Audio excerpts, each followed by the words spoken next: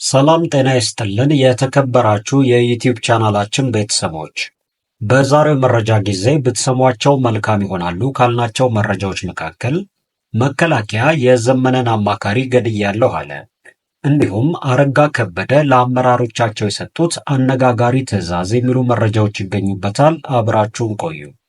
በቅድሚያ የአማራ ክልል ርዕሰ መስተዳደር አቶ አረጋ ከበደ ከሰሞኑ በቢሮአቸው የወልቃይት ጠገዴን ጨምሮ የተለያዩ የዞን አመራሮችን ጠርተው አነጋግረዋል።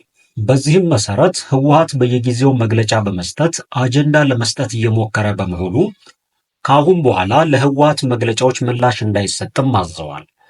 ህወሓት የሚፈልገው በየጊዜው መግለጫ በማውጣትና በመግለጫ በመመላለስ ጉዳዩ አጀንዳ እንዲሆንለት ነው።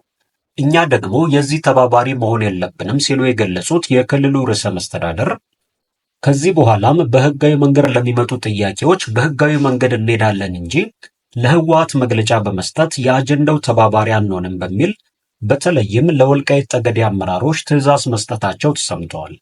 የወልቃይት ጠገዴ ዞን አመራሮች በተለይም ከሰሞኑ ከህወሓት አመራሮች ጋር በመግለጫ መመላለሳቸው የሚታወቅ ነው።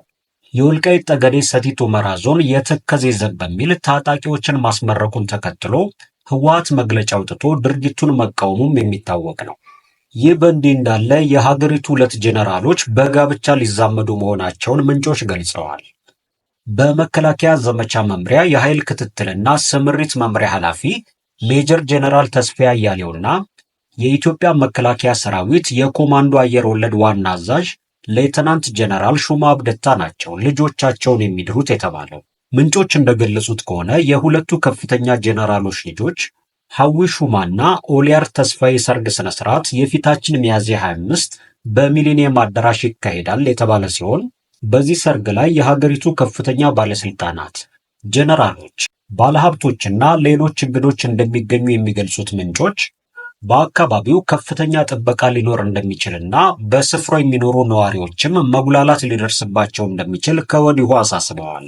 ሜጀር ጄኔራል ተስፋዬ አያሌው በሰሜኑ የኢትዮጵያ ጦርነት ወቅት በሚዲያ እየቀረቡ የተለያዩ መግለጫዎችን በመስጠት በህዝብ ኃይል ላይ የሚታወቁ ሲሆኑ በኋላም መጽሐፍ ጽፎ አስመርቀዋል።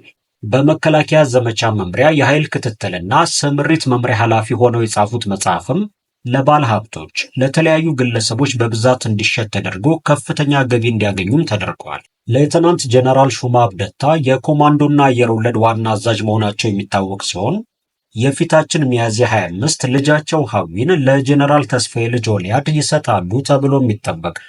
በሌላ ዜና መከላከያ የአርበኛ ዘመነን አማካሪ ገድያለሁ አለ። በጎጃም ፋኖን ከበባ ውስጥ አስገብተን ደመሰሰን በማለት መከላከያ ሰራዊቱ ሲናገር፣ በጎንደር በርካታ ስፍራዎች ደግሞ አዲስ ውጊያ መቀጣጠሉን ተሰምቷል። ሰራዊቱ በጎጃም ፋኖን ከብቤ ኦፕሬሽን ፈጸምኩ ባለበት መረጃው የዘመነ ካሴን አማካሪ ገድያለሁም ብሏል። በሌላ በኩል በዘመነ ካሴ የትውልድ ስፍራ የተገኙት ጄኔራሉ በበኩላቸው አሁን በአማራ ክልል ለሚታየው ችግር ተጠያቂ ፋኖ ነው ብለዋል። በአማራ ክልል ስለቀጠለው ግጭትም የመከላከያ ሰራዊት በዛሬው ዕለት መረጃ አጋርቷል።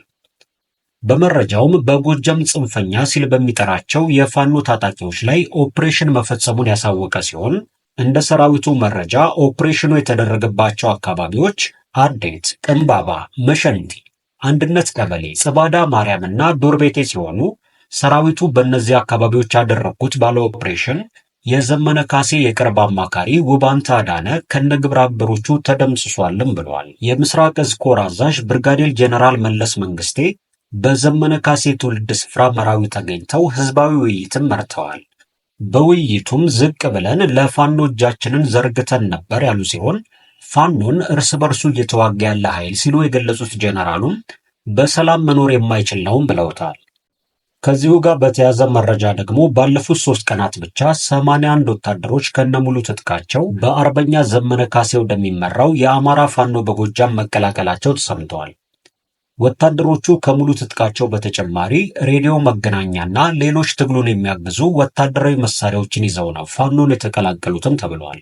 እንዲሁም 41ኛ ቀኑን የያዘው ዘመቻ አንድነት አሁንም እንደቀጠለ ሲሆን የአማራ ብልጽግና የክልል አመራሮች ወደ ሰሜን ወሎ ዞን ቆቦ ከተማ በልዩ ተልዕኮ ከህዝብ ጋር ተሰብስበው እንደነበር የገለጸው ፋኖ የአማራ ፋኖ በወሎ ቤተ አማራ የልዩ ዘመቻ አሃድና ዞበል አምባ ክፍለ ጦር 4ኛው በረሀኛ ሻለቃ እንዲሁም ሐውጃኖ ክፍለ ጦር ሞርተር ምድብተኛ ቆቦ ከተማ ዙሪያ በሞርታር የተደገፈ ከባድ ውጊያ በመክፈት በርካታ የመንግስት ሰራዊትን ሙትና ቁስለኛ እንዳደረገም ገልጸዋል።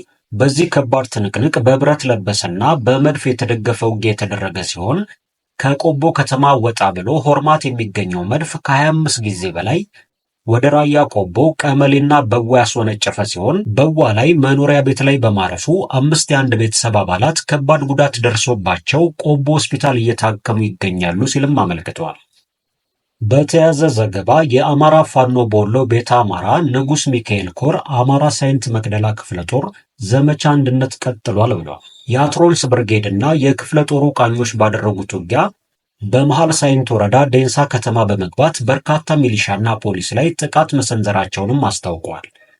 በዚህ ውጊያ ከፋኖ ወገን በርካታ ቁስለኛ መኖሩን ያመላከተ ሲሆን የመንግስት ኃይል እጄን አይጨብጣትም በማለት የሆነ አስቻለው የታላቁ ንጉሥ አጼ ቴዎድሮስን ጽዋ ተጎንጭቷል በማለትም ራሱን ማጥፋቱን የአማራ ሳይንት መቅደላ ክፍለ ጦር ቃል አቀባይ ኢዮብ አሸናፊም ገልጸዋል።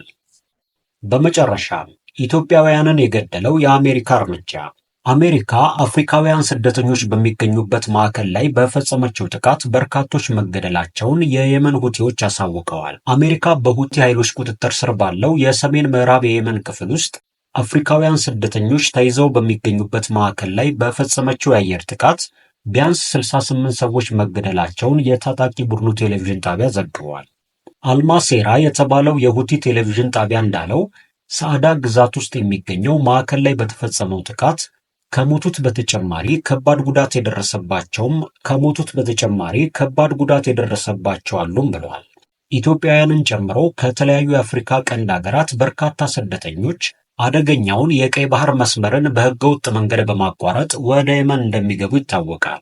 አሁን በአሜሪካ ጥቃት በስደተኞች ማቆያ ላይ ደረሰ ስለተባለው ጉዳት ከአሜሪካ ጦር ሰራዊት በኩል እስካሁን ምንም የተሰጠ ምላሽ የለም።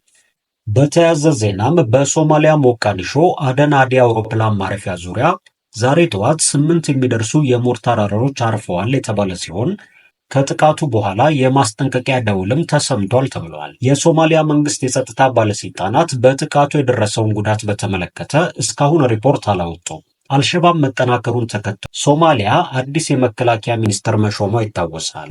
ክቡራን አድማጮቻችን ለሰዓቱ ብታደምጧቸው መልካም ይሆናሉ ያልናቸው መረጃዎች ይህንን ይመስላሉ። በሌላ መረጃ ተመልሰን እስከምንገናኝ ድረስ መልካም ቆይታ